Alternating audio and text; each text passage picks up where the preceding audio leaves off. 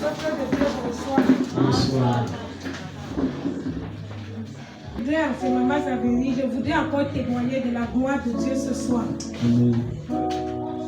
En réalité, nous avons assisté à la délivrance de ma fille ici le 9 mars. Elle est arrivée avec beaucoup de tracasseries et papa l'a délivrée ici devant vous. Elle est rentrée et une semaine après, elle a eu un accident. L'ongle de son orteil est quitté lors du déménagement qu'elle devait faire. Pendant qu'elle était sous le choc de l'accident à la maison en train de se faire soigner, elle était donc à la maison et mercredi dernier nous étions donc le 19, 10 jours après sa délivrance sur cet hôtel-ci. On s'appelle autour de 12h, 12h30. Elle me dit, maman, c'est grave ici à Yaoundé. Je dis, qu'est-ce qu'il y a? Elle me dit, on vient de m'appeler tout à l'heure que le fils de sa tante, sa seule tante qu'elle a du côté paternel, son fils qui est le plus aimé par son père, le papa d'Anastasie, il vient de décéder au bureau sans être malade. Qu'est-ce qui s'est passé? Il est parti au bureau, il travaille aux travaux publics.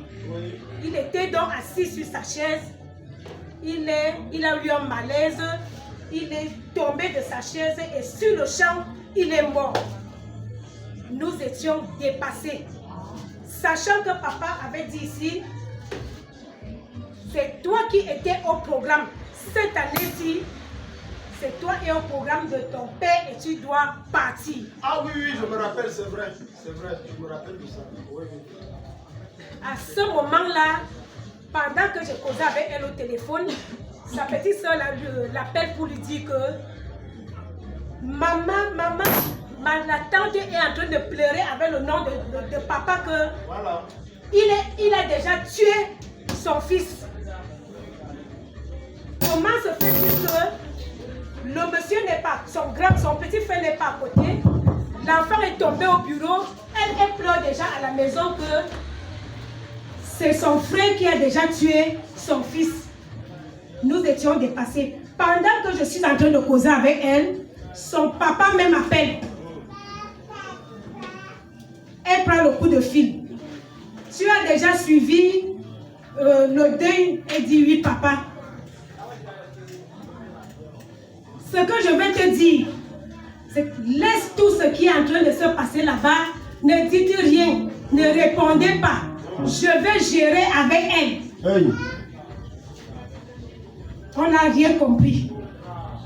J'arrive et je vais gérer avec elle. J'ai encore repris l'enfant au téléphone pour dire, ne dis rien. Très bien. Il s'est mis à dire à sa fille, je ne comprends pas, je ne comprends pas, je ne comprends pas, je ne comprends pas. Sa fille revient vers moi pour me dire que je ne comprends pas ce que papa veut me dire. Je ne comprends pas signifie Quoi? Alors que c'est ta tête. Je lui ai dit, sache tout simplement que je ne comprends pas comment tu t'es échappé. C'est ça que ça veut dire. Je ne comprends pas. Quelqu'un acclame Jésus. Quelqu'un acclame Jésus. Aïe, aïe, aïe, aïe, aïe. Cette nouvelle-ci me trouve, nous étions en formation au Carrefour Polongo. C'est ma collègue aussi qui m'a suivi, elle a vu comment est-ce que je m'éclamais, je marchais dans la cour comme une folle. Je bavardais. Elle est venue, sachant de quoi est-ce que je parlais, elle est venue, on est sorti un peu. Je me suis mise à lui donner d'autres recommandations au téléphone. Il ne fallait pas lui répondre, dire quoi que ce soit. Son père s'est éternisé pendant un long moment à lui dire que je ne comprends pas. Je ne comprends pas, je ne comprends pas. Ma chère aussi m'a échappé comment? Alors qu'il est bien sorti. Aïe. Toute la journée d'hier, elle paniquait, elle stressait. Je lui ai dit, reste tranquille. Amen. La journée est finie. Ce matin, c'est le même papa qui vient maintenant vers elle. Hey. Alors qu'elle ne l'appelle jamais. C'est le même papa qui vient ce matin lui écrit par WhatsApp. Ma fille, je suis avec le DG de ta société, le directeur général. Nous avons fini de causer. Il faut qu'elle te reclasse.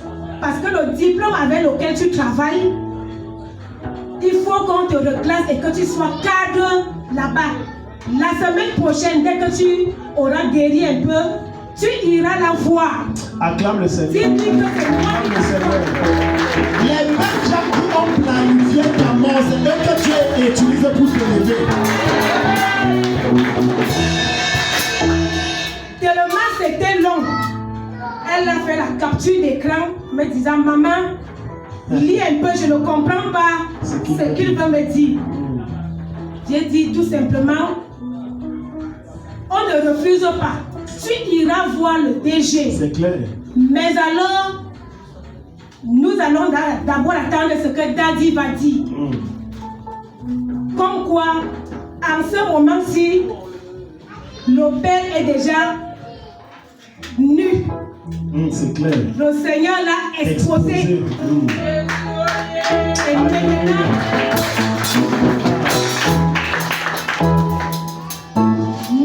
nous ne savons vraiment pas le fait de se rapprocher de son enfant. Qu'est-ce qui manigance encore derrière? Je bénis. Allez-y, ne laisse plus parler. Je continue à bénir l'Éternel. Toute la gloire lui revient. Je ne sais pas ce que je vais dire pour Daddy. Je ne sais pas. Je ne sais pas. Maman, si votre fille n'avait pas voyagé, c'est que vous avez enterré votre... Et le jour-là, je vous ai dit que c'est elle qui était au programme. C'est lui. Voilà pourquoi elle a dit je ne comprends pas. Tu m'as échappé comment? Parce que son nom était donné. Maintenant, le truc qu'il donne là, que oh, on te donne cadre, il croit qu'il piège Dieu. Dieu l'utilise pour élever et situer votre vie. Amen. Et je vais vous dire, bientôt ce monsieur va partir, mais votre fille ne mourra pas et elle n'entrera dans aucune loge. Elle sera élevée. Si quelqu'un ici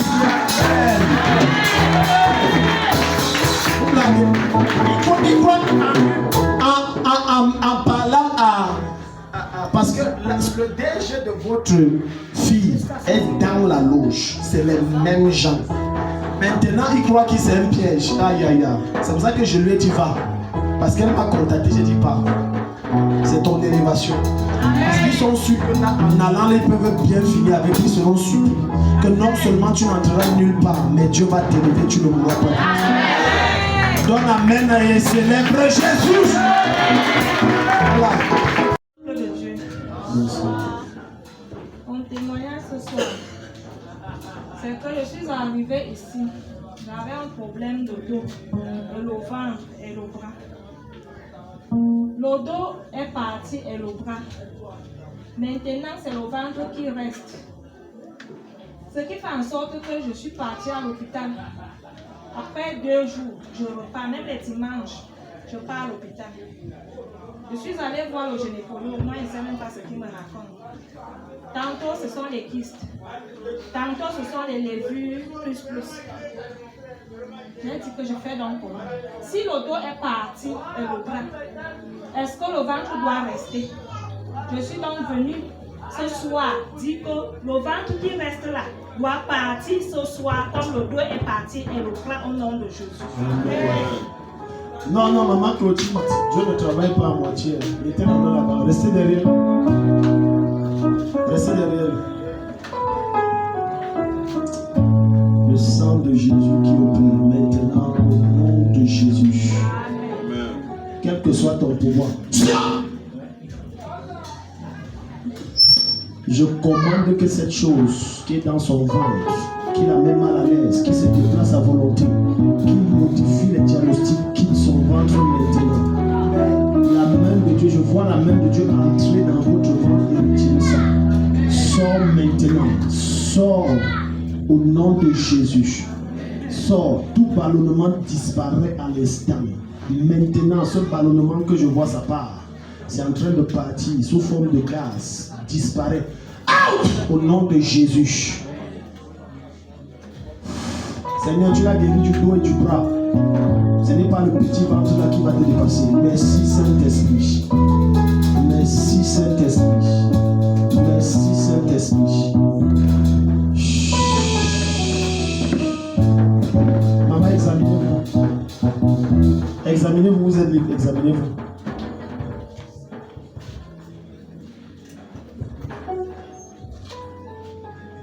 Vous êtes libre, examinez-vous bien.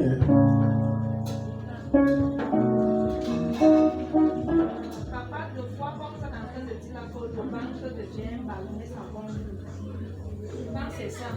Non, maintenant vous vous sentez comment, maman? Le long français là, oh.